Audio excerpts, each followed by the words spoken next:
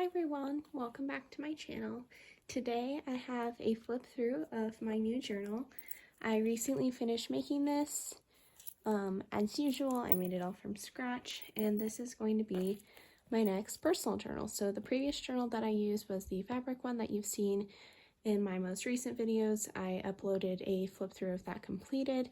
I have yet to start this journal, but I really can't wait to. So this flip through is just going to be me showing you it while it's empty. So if you're interested, maybe you can get some inspiration on how to build your own journal, or you can just see it so when I continue to post journal with me videos and hopefully eventually a finished flip through, you know what it started off like. So without further ado, I'm just going to show you a couple of the outside details. So I've done my typical beads.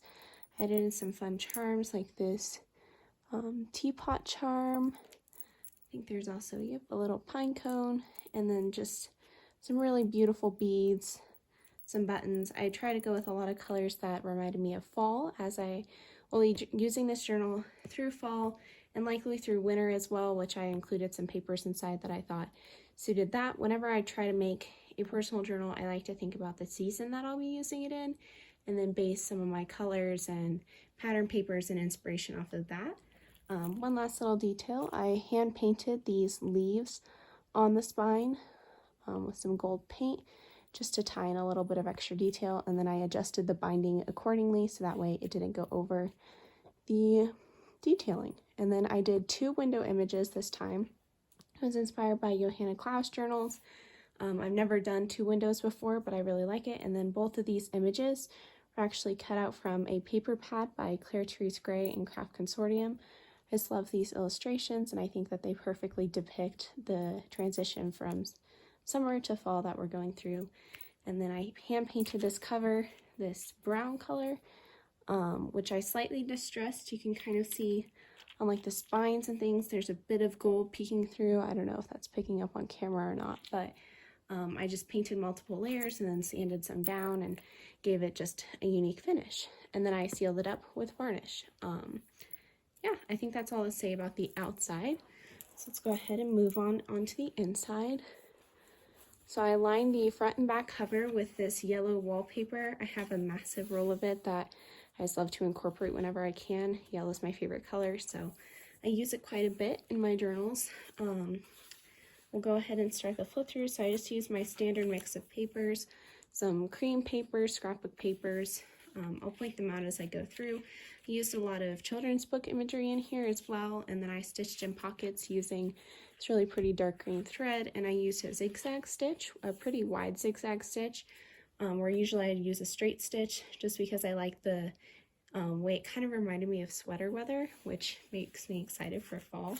So it has a bit of a forest, woodland theme, which is what I typically like to go for in my journals, and then just pieces of fall, and then some pockets stitched in, some vintage book pages, craft paper, single and double-sided paper. I didn't leave as many blank sides of single-sided paper as I typically do, but I still tried to incorporate some so that way I can fill out the pages as I go.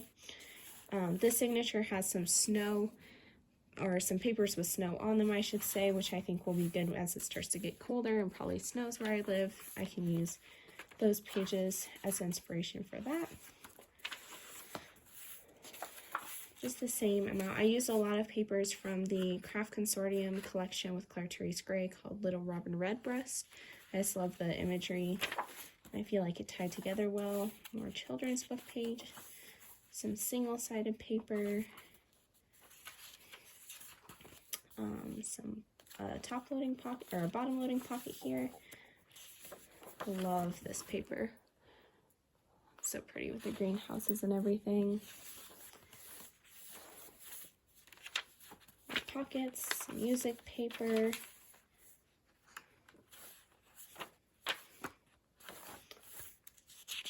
Some of the pages have different finishes, which I like. These are illustrations from a Bambi book. There's some very like fall-esque pages, and then there's also some pages that have florals and different imagery, all of which I feel like I'll definitely get inspired by as I go through. This is actually an old envelope, an old film envelope that came from my great uncle's house. I cut it down so that way it would open up like a page, and then I bound it into this journal. You can see the other side, there's actually a clear window where I assume you would see the pictures that you had developed. So yeah, I thought that that was really cool, and I'm excited to see how I use that as I start working in this journal. Nice big side loading pocket here. Some more children's book pages. I didn't include too many pages in this journal, and I try to leave myself plenty of growing room. Just because it is a hardcover journal, I found in the past with my hardcover journals, I tend to bulk them up a lot faster than a soft cover, just because they don't have that same ability to kind of warp as you fill up the journal. But I think that I've left myself plenty of growing room in this journal, which is always a good thing. So yeah, that's the back. And then this is what I mean by the growing room. Like you can see, there's lots of room for it to expand as I use it to hopefully become and sit flush versus like alligator mouth, which is what happens when you overstuff a journal. So hopefully it sits like that. But that is my new personal journal. If you guys like this flip through, please make sure to leave a thumbs up.